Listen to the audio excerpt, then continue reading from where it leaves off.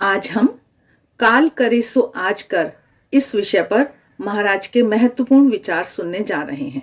महाराज बता रहे हैं कि रामकृष्ण मिशन के एक वरिष्ठ सन्यासी के पास एक महिला अपनी बेटी को लेकर आई जो बीकॉम के तृतीय वर्ष में पढ़ती थी। उसकी इच्छा थी कि बेटी को मार्गदर्शन मिले और उसका मानसिक तनाव दूर हो। उसने स्वामी जी को सारी बातें बताईं। स्वामी जी, मेरी बेटी पूरी रात सो नहीं पाती है, उसे बहुत तनाव हो गया है। जो पढ़ती है उसे याद नहीं रहता है, इसलिए दिन भर चिंता करती रहती है कि अब परीक्षा में मैं क्या करूंगी। बीकॉम थर्ड ईयर की परीक्षा 15 दिन बाद प्रारंभ होने वाली थी और अब उसने पढ़ना आरंभ किया तो उसे कुछ समझ नहीं आ रहा था। स्वामी जी ने उसे फटकारते हुए कहा, पूरे वर्ष मौज मस्ती की और अंतिम समय में पढ़ने बैठोगी तो याद कैसे रहेगा? आग लगाने पर कुआं खोदने जाते हैं क्या? यदि तुमने पूरे वर्ष पहले से नियमित अध्ययन गृह कार्य किया होता तो आज यह दशा नहीं होती। उसकी परिस्थिति बताते हुए स्वामी जी ने कहा, बेटी, अब भी तुम्हारे हाथ में 15 दिन है, चिंता करना छोड़ दो। कक्षा में प्रोफेसरों ने महत्वपूर्ण विषय बताए हों तो उन्हें अच्छी तरह से तैयार करना शुरू करो। निराश हुए बिना एकाग्रता से पढ़ोगी तो याद रहेगा और तुम परीक्षा में अच्छे ढंग से लिख सकोगी। वह छात्रा उत्साह के साथ लौटी और उनके कथनानुसार तैयारी करने लगी। महाराज बता रहे हैं कि अधिकांश विद्यार्थियों का स्वभाव अंतिम समय में कार्य करने का होता है। जब पर्याप्त समय होता है, इतनी जल्दी क्या है, आराम से करेंगे कहकर काम टालते रहते हैं। बाद में सारे काम एक साथ इकट्ठे हो जाते हैं। उसमें कुछ काम तत्काल करने होते हैं, तब मस्तिष्क पर अधिक बोझ आ जाता है। वे हड़बड़ी में सब कार्य करते हैं। एक साथ कार्य करने से कोई भी कार्य ठीक से नहीं होता है, मन भी अशांत हो जाता है। कार्य समय पर पूरा न होने से स्वभाव भी चिड़चिड़ा हो जाता है। लोग कार्यालय में अपने अधीनस्थ कर्मचारियों पर क्रोध करते हैं तो घर में पत्नी और बच्चों पर गुस्सा निकलता है। इस प्रकार समय पर कार्य न होने से ऑफिस, घर और अपने मन की शांति खो देते हैं। स्वामी निखिलेश्वरानंद जी इस समस्या का समाधान बताते हुए कह रहे हैं कि इसलिए कार्य के बोझ से अपने मन को मुक्त रखना हो, मानसिक शांति बनाए रखना हो तो जीवन में एक सूत्र अपनाना आवश्यक है। वह है काल करे सो आज कर। जो कार्य आज हो सकता है उसे कल पर नहीं टालना चाहिए। आधुनिक विकासशील युग में मनुष्य को एक साथ कई कार्य करने पड़ते हैं, इसलिए मनुष्य को टाइम मैनेजमेंट, समय प्रबंधन करना आवश्यक होता है। कम समय में तेजी से काम करने की शक्ति का विकास मनुष्य को करना पड़ेगा। इसके लिए प्रथम सूत्र है कि आज का कार्य आज ही कर डालो, कल कभी नहीं आता है। जो कार्यों को कल पर टाल देते हैं वे फिर काल के प्रवाह में तैर नहीं सकते हैं। वे कार्य के बोझ के कारण डूब जाते हैं। समय का व्यवस्थित प्रबंधन कर, महत्वपूर्ण कार्यों को प्राथमिकता देकर और अन्य कार्य को बाद में करने से बोझ नहीं लगता है।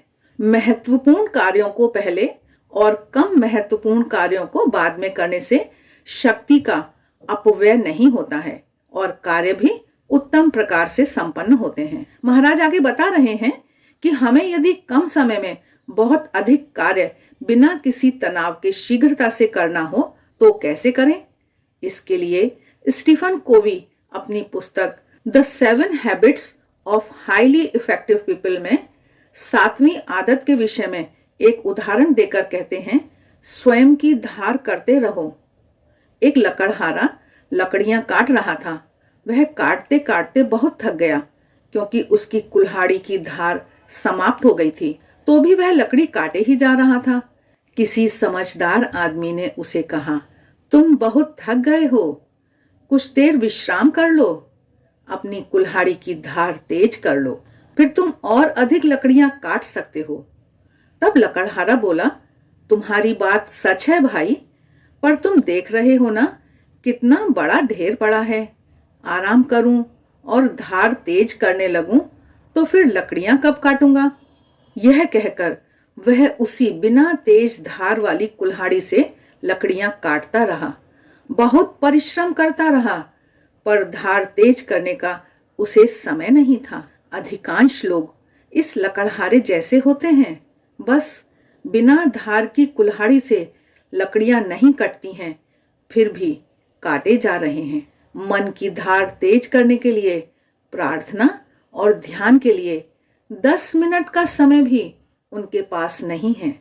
सतत प्रवृत्ति, भागदौड़ और कार्य के भारी बोझ के नीचे उनकी कुल्हाड़ी की धार इतनी चली जाती है कि फिर लकड़ी तो क्या, एक पौधा भी नहीं काट सकते हैं। तनाव, चिंता, high blood pressure, nervous breakdown आदि से मन टूट जाता है। ऐसी स्थिति आने के पहले मन की धार तेज करने के लिए समय निकाल लेना चाहिए। प्रार्थना, ध्यान, जप, कीर्तन आदि मन की शक्ति बढ़ाने के अमोघ साधन हैं। इनमें समय देने से समय नष्ट नहीं होता है, अपितु मन की धार तेज होने से कम समय में तेजी से काम हो जाते हैं। मन शांत होता है, एकाग्रता बढ़ती है। इससे जिस काम में पहले घंटों लगते थे, अब वह मिनटों में हो जाता है। इसके कारण 24 घंटे के समय में 4 घंटे तेजी से काम करने के कारण बढ़ जाते हैं। कम उम्र से ही मन को इस प्रकार सचेत करते रहना चाहिए, अर्थात बचपन से ही प्रार्थना, ध्यान आदि की आदत डालनी चाहिए। परंतु जब विद्यार्थियों को, युवकों को इस विषय में कुछ कहा जाता है, तो उनका उत्तर होता है, अभी तो कितना अधिक काम है, बिल्कुल समय नहीं है, बाद में करेंगे। बाद में करेंगे, यह नहीं करने का अच्छा बहाना है। समय नहीं है, यह ट्रम्प कार्ड आज के अधिकांश लोग अपना रहे हैं। स्वामी निखिलेश्वरानंद जी आगे बता रहे हैं कि स्वामी विरजानंद जी महाराज परमार्थ प्रसंग नामक पुस्तक में कहते हैं, जीवन तो आज है, कल नहीं, क्षण में है और क्षण में नहीं। कौन कह सकता है कि तुम वृद्धावस्था तक जीने वाले हो और फिर उस अवस्था में भी तुम्हारे पास क्या समय होगा। इसलिए जो करना हो वह अभी कर लो, कल के लिए कुछ मत छोड़ो, कल कभी नहीं आने वाला है।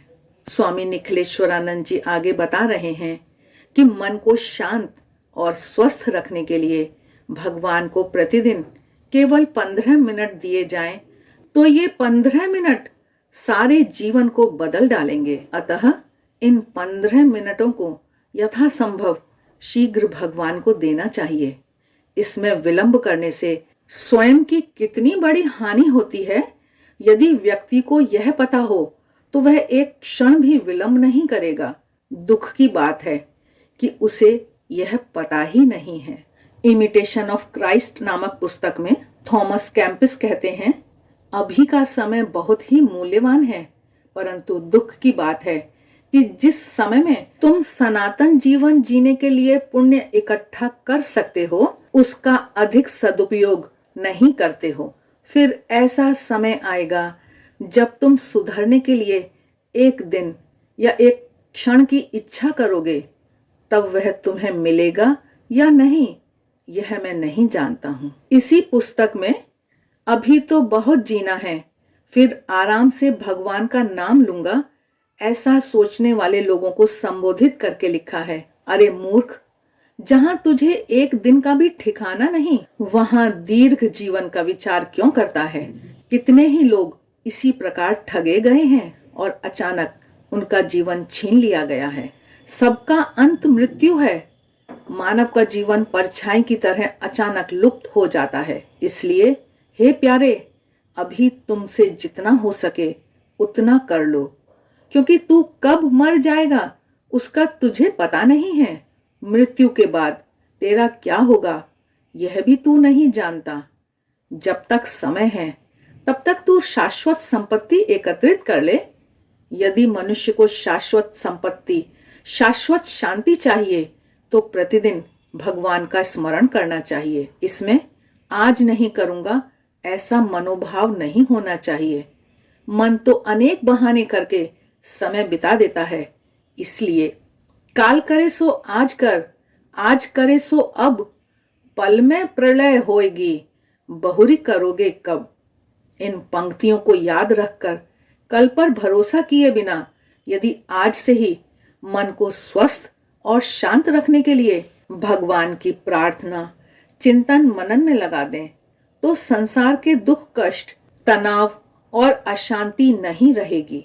श्री रामकृष्ण देव के मानस पुत्र स्वामी ब्रह्मानंद जी कहते हैं, तो फिर तुम्हारा जीवन इतना सुंदर संवर जाएगा कि तुम्हें सांसारिक दुख कष्ट किसी भी तरह से स्पर्श नहीं कर सकेंगे। बस आनंद आनंद ही रह जाएगा। तुम अपार आनंद के अधिकारी बन जाओगे।